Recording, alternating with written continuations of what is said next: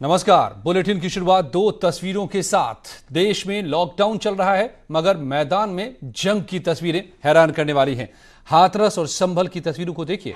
हाथरस में दो पक्ष आमने सामने आ गए। ऐसी तस्वीर संभल की ही है जहां पर दो पक्षों में जमकर मारपीट हो गई। हैरान करने वाली ये तस्वीरें। जब लोग अपने घरों में रहकर कोरोना से जंग लड़ रहे हैं तो कुछ अराजक तत्व मैदान में आकर किस तरह खुद आपस में जंग पर आमादा है, ये देखिए। और हाथरस के नगला कूलर में दो पक्ष दरअसल आमने सामने आ गए और इनके बीच जमकर लाठी डंडे चले। एक दूसरे को पर लोग टूट पड़े। लाठी डंडों से पीटते लोग नजर आए। बहुत से लोग यहां तमाशबीन भी पहुंच गए। हर कोई एक दूसरे को पीटने की कोशिश में जुट गया। ये तस्वीरें हैरान करने वाली हैं। मारपीट के पीछे गेहूं की कटाई के पैसे मांगने पर दबंगों ने दलित मजदूरों पर हमला कर दिया। इन आरोपियों को अब गिरफ्तार कर लिया गया है।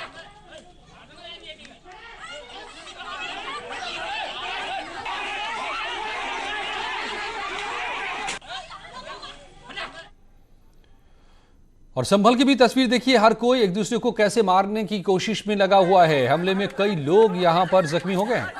इस मारपीट में महिलाओं से लेकर बड़े बुजुर्ग भी शामिल है। बताया जा रहा है कि ये घटना 3 से 4 दिन पुरानी है। लॉकडाउन के दौरान ऐसी तस्वीरें हैरान करने वाली हैं। संभल के रजपुरा थाना इलाके के रजापुरा गांव का मामला है। पुलिस को इस मामले की फिलहाल जानकारी नहीं है, लेकिन ये तस्वीरें बता रही हैं किस तरह लोग टूटे पड़े हैं एक दूसरे पर लाठी डंडे लेकर। और मुरादाबाद की तस्वीरों ने तो सबको चौंका दिया है।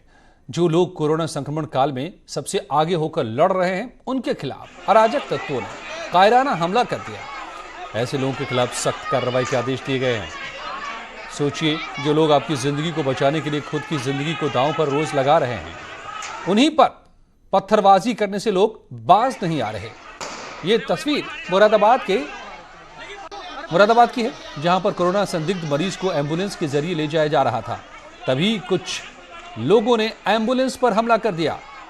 इस हमले में डॉक्टर और पुलिसकर्मी भी चपेट में आ गए। हालात पर काबू पा लिया गया, लेकिन लोग सोचे कि कौन क्या कर रहा है। जो लोग आपके लिए काम कर रहे हैं, आपको बचाने के लिए खुद की जान को जोखिम में डाल रहे हैं, कोरोना फाइटर हैं, उन्हीं को आप कैसे निशाना बना सकते हैं? अगर ऐसे करेंगे तो फिर कोरोना से कैसे जीतेंगे?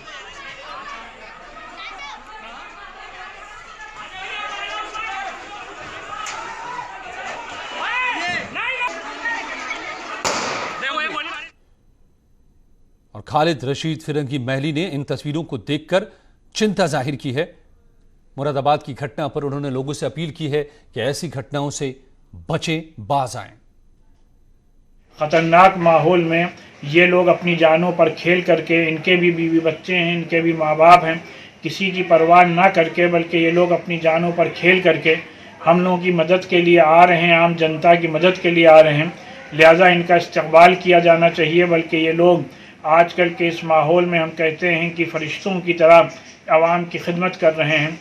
लिहाजा जिन लोगों ने भी ऐसा हमला किया है, वो कतई तौर पर उसको जायज़ नहीं ठहराया जा सकता है। और इन लोगों को ये समझना चाहिए कि जो भी ये लोग हैं, हेल्थ वर्कर्स हैं या पुलिस वाले हैं, इनके साथ पूरी तरीके से कोऑपरेट करें। और न्यूज़ 18 की खबर का बड़ा असर हुआ है। लखनऊ की सीतापुर नवीन मंडी में सुबह 5 बजे सोशल डिस्टेंसिंग की खुलेआम धज्जियां उड़ाई गई थी। इन तस्वीरों को न्यूज़ 18 ने दिखाया था, जिसके बाद हड़कंप मचा। न्यूज़ 18 ने खबर चलने के बाद 11 दुकानदारों का लाइसेंस रद्द कर दिया गया है। जब यह खबर न्यूज़ 18 पर चली, ये कार्रवाई नियमों का पालन नहीं करने के आरोप में हुई है। न्यूज़ 18 ने बताया है कि जब सुबह 5 बजे खुलेआम सोशल डिस्टेंसिंग की यहाँ पर धज्जियां उड़ रही थी, मंडी सचिव संजय सिंह भी उस वक्त मौके पर मौजूद नहीं थे और अब इस मामले में कार्रवाई हुई है। देख रहे हैं आप ये सब्जी मंडी की तस्वीर। न्यूज़ 18 ने इस लापरवाही की तस्वीर को दिखाया, किस तरीके से मौके पर सचिव संजय सिंह नदारद थे मंडी से और यहाँ पर लोगों की भीड़ किस तरह से थी। और ये कोरोना को फैलाने वाली तस्वीर। प्रशांत हमारे संवाददाता जुड़ गए हैं। प्रशांत, क्या कार्रवाई हुई अब? जी बिल्कुल, जिस तरीके से यहाँ मंडी सचिव के द्वारा कार्रवाई की गई थी, स्वयं सीएम ऑफिस से इसका संज्ञान लिया गया था और कल इसी के लिए एडीएम टीजी को, जो वहाँ के सभापति होते हैं, उनको वहाँ पर तैनात किया गया है। लोगों के लाइसेंस निरस्त किए गए हैं। सोशल डिस्टेंस को फॉलो नहीं करने पर कईयों की कार्रवाई की गई। 11 विक्रेताओं के लाइसेंस को रद्द करने के बाद में वहां पर एडीएम टीजी की तैनाती की गई है, जो सवेरे से ही मंडी का वहां संचालन देखेंगे। तो बड़ी कार्रवाई न्यूज 18 की खबर पे असर पर सीएम ऑफिस ने संज्ञान लेकर के की है और बड़े हद तक वहां पर सोशल डिस्टेंस को फॉलो करने के लिए मंडी सचिव को भी सख्त हिदायत दी गई है, जो मौके से नदारद थे। तो ऐसे में प्रशासनिक अमला कल पूरी तरीके से वहां पर रहेगा। साथ ही साथ जो वहां पर विक्रेताएं हैं और साथ ही साथ जो किसान वहां पर सब्जी मंडी में लेकर के आ रहे, उनके साथ में पूरी तरीके से सोशल डिस्टेंस को फॉलो कराने का प्रयास करेगा। धन्यवाद प्रशांत, आपका जानकारी के लिए। न्यूज 18 ने इन तस्वीरों को दिखाया था। अब प्रशासन हरकत में आया है और कार्रवाई भी हुई है। और केंद्रीय गृह मंत्रालय ने लॉकडाउन को लेकर गाइडलाइन जारी कर दिया है। इस गाइडलाइन के मुताबिक खेती से जुड़ी दुकानें लॉकडाउन के दौरान भी खुली रहेंगी। खेती से जुड़े मशीनों के आने जाने पर छूट रहेगी, जबकि रेल, हवाई यात्रा, बस यात्रा और मेट्रो सेवा 3 मई तक बंद रहेंगी। School, college, mall, gym, cinema hall, school, शिक्षण संस्थान, कोचिंग सेंटर भी बंद रहेंगे। बैंक शाखाएं, एटीएम और पोस्ट ऑफिस खुले रहेंगे। इस लॉकडाउन के दौरान अगर कोई व्यक्ति क्वारंटीन का उल्लंघन करता है तो उसके खिलाफ आईपीसी की धारा 188 के तहत कार्रवाई होगी। दोपहिया वाहनों पर सिर्फ एक व्यक्ति जा सकता है और अगर इमरजेंसी है तो 4 व्हीलर में, 4 पहिया वाहन में ड्राइवर के साथ एक व्यक्ति के चलने की छूट है। सार्वजनिक स्थानों पर थूकने पर जुर्माना लगेगा। सामूहिक कार्यक्रमों पर रोक जारी रहेगी। यह गाइडलाइन 20 अप्रैल के बाद भी लागू होगी।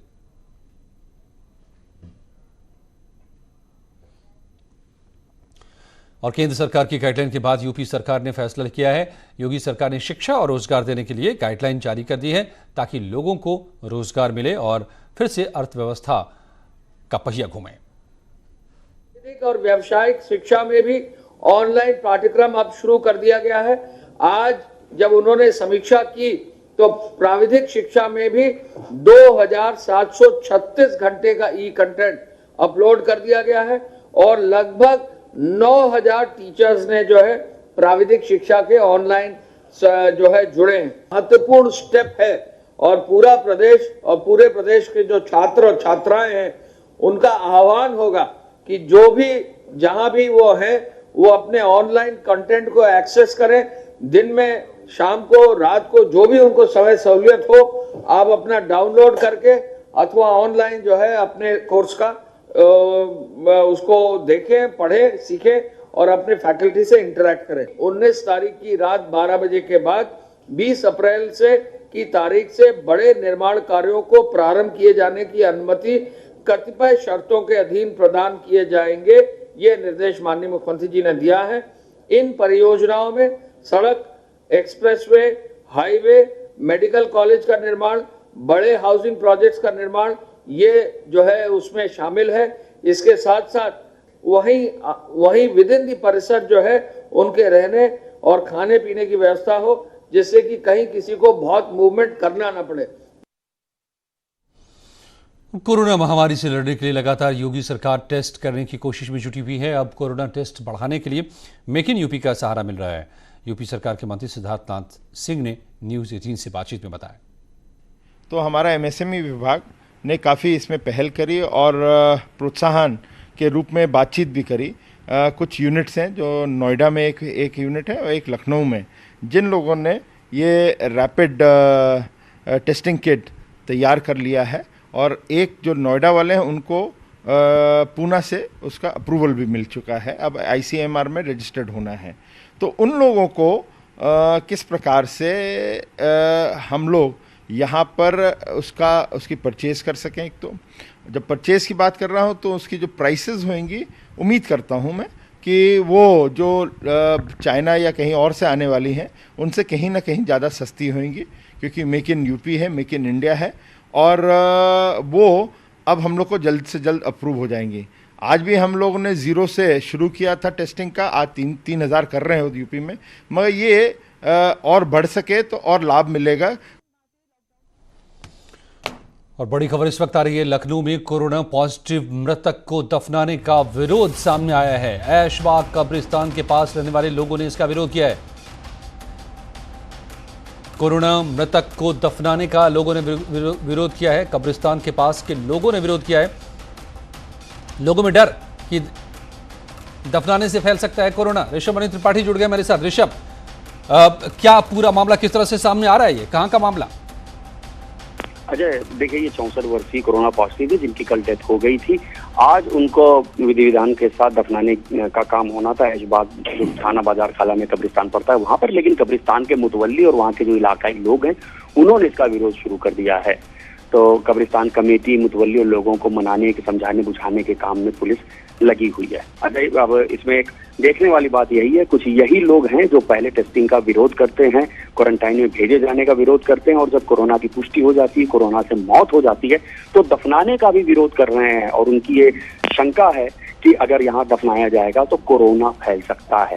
तो आप देख सकते हैं, अज्ञानता, अशिक्षा और जाहिलियत की चरम सीमा पे पहुंच चुकी है। पहले टेस्ट का विरोध करते हैं, क्वारंटाइन करने का विरोध करते हैं, और जब पॉजिटिव निकल जाता है तो दफनाने का विरोध। फिलहाल पुलिस खुद एडीसीपी उस एरिया के मौके पे हैं, जो मुतवल्ली और कब्रिस्तान कमेटी के लोगों से बातचीत कर रहे हैं, कोशिश कर रहे हैं उनको बताने की कि जितना जो गाइडलाइंस है उसके मुताबिक ही इनको दफनाया जाएगा, कोरोना नहीं फैलेगा।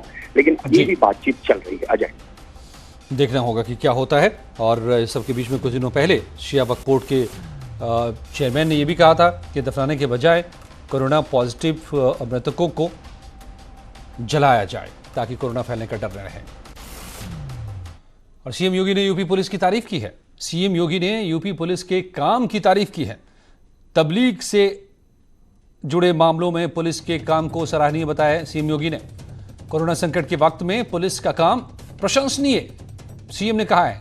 पुलिस की नई छवि बनी है इससे।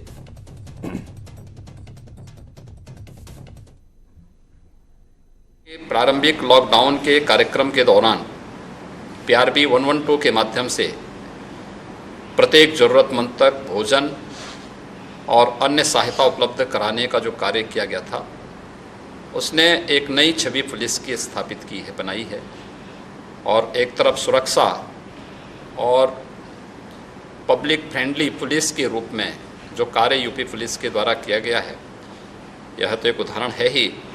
साथ साथ अपने स्वयं के वेतन में से धनराशि इकट्ठा करके 20 करोड़ की राशि आज उत्तर प्रदेश के कोविड केयर फंड में, जिससे यहाँ पर हेल्थ की सुविधाओं को हम बेहतर कर सकें, इसके लिए आज प्रदान किया है। मैं उत्तर प्रदेश के पुलिस महानिदेशक, पुलिस के सभी अधिकारियों, सभी कर्मियों को इसके लिए हृदय से प्रदेश की जनता की ओर से धन्यवाद देता हूँ और विश्वास व्यक्त करता हूं कि जिस प्रतिबद्धता के साथ वे लोग कार्य कर रहे हैं, जनता की सुरक्षा और उनकी सेवा में पूरी तन्मयता के साथ लगे हैं, ये निश्चित ही अन्यों के लिए प्रेरणा बनेगा। मैं अपनी ओर से पुलिस फोर्स के सभी जवानों को हृदय से धन्यवाद देता हूं और बधाई भी देता हूं। और तबलीगी जमात से फैले संक्रमण का नतीजा अब दिखने लगा है। सदर बाजार में 12 लोग कोरोना पॉजिटिव मिले हैं और इसके बाद 31 लोगों में कोरोना की पुष्टि की खबर आने से हड़कंप मच गया है। अब तक 300 मीटर के दायरे में 51 लोग कोरोना पॉजिटिव पाए गए हैं।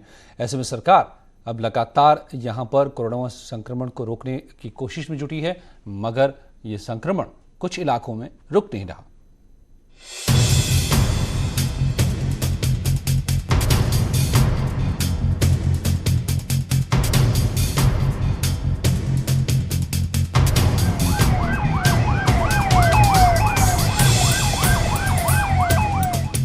कोरोना महामारी से लड़ने में प्रशासन की सक्रियता लगातार दिखाई दे रही। पुख्ता इंतजाम के साथ स्वास्थ्य महकमा कोरोना की जांच तेजी से करने में जुटा है, जिसका असर अब आंकड़ों में दिखाई देने लगा है। हर दिन गुजरने के साथ कोरोना संक्रमण की तस्वीर अब तेजी से बदलती दिखाई दे रही। राजधानी लखनऊ में 13 हॉट स्पॉट चिन्हित हो चुके हैं। ये लखनऊ का सदर इलाका है, जो लखनऊ ही नहीं देश के संवेदनशील हॉट स्पॉट में शुमार हो गया है। यहाँ पर आज 31 कोरोना पॉजिटिव मिलने के साथ इस सदर इलाके से 51 कोरोना पॉजिटिव मिल चुके हैं। लखनऊ का सदर इलाके में 12 पॉजिटिव मरीज मिलने के बाद हॉटस्पॉट के तौर पर चिन्हित कर सील कर दिया गया। केजीएमयू की जांच रिपोर्ट में एक बार फिर से सदर इलाके को चर्चा में ले आया। इस इलाके के 31 लोगों को कोरोना पॉजिटिव मिलने से हड़कंप मच गया। ऐसे में इलाके को सैनिटाइज किया गया ताकि कोरोना के खतरे से लोगों को बचाया जा सके। जिसके बाद यहां पर पुलिस प्रशासन, स्वास्थ्य विभाग, कैंटोनमेंट बोर्ड की ओर से लगातार सैनिटाइजेशन का काम चल रहा है। दुकान, मकान, पब्लिक प्लेस, पार्किंग में खड़ी हुई वाहन, सबका सैनिटाइजेशन किया जा रहा है। जिस इलाके में कोरोना पॉजिटिव मरीज मिले हैं, उस इलाके में अगर WHO की गाइडलाइन को लागू कर दिया जाए तो करीब 3 किलोमीटर के दायरे को सील करना पड़ेगा। ऐसे में विधानसभा, एनेक्सी, सीएम आवास और लोक भवन को भी सील करना पड़ेगा। फिलहाल प्रशासन लगातार सतर्कता बरत रहा ताकि कोरोना संक्रमण पर काबू पाया जा सके। Bureau report, news 18। और अब कोरोना अपडेट। यूपी में कोरोना पॉजिटिव मरीजों की संख्या 727 आज पहुंच गई। एक दिन में 69 कोरोना पॉजिटिव मरीज मिले हैं। यूपी के 44 जिलों में कोरोना फैल चुका है। कोरोना पॉजिटिव 55 लोग अब तक ठीक हुए हैं। 11 लोगों की जबकि मौत हो गई है। हर रोज 2000 से ज्यादा अब टेस्ट हो रहे हैं। पहले चरण में 15 जिलों में 173 हॉटस्पॉट चिन्हित हुए। दूसरे चरण में 29 हॉटस्पॉट चिन्हित किए गए हैं। तो यूपी के भीतर हर रोज अब 2000 टेस्ट की क्षमता अभी तक पैदा हुई है और 15 जिलों में 173 पहले चरण में हॉटस्पॉट, जबकि दूसरे चरण में 29 हॉटस्पॉट चिन्हित हुए हैं। और लखनऊ में 31 लोगों में कोरोना की पुष्टि हुई है। पीलीभीत में अब भी कोई भी मरीज कोरोना का नहीं है। लौटते हैं कुछ ही पलों में और खबरों के साथ।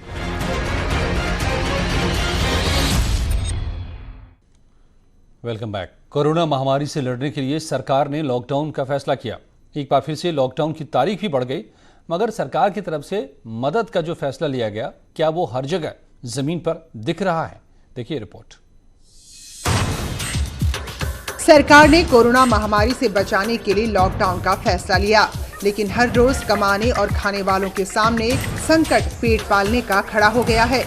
चित्रकूट के अकबरपुर गांव में रहने वाले लोग पत्थर तोड़कर जीवन यापन करते हैं, लेकिन लॉकडाउन की वजह से रोजगार का संकट है। और अब मुसीबत इस बात की कि ना कोई इन लोगों तक खाना पहुंचाता है, ना ही सरकारी योजनाओं का ही इन्हें फायदा मिल रहा है। तो आज क्या खाना बना था आपके घर में?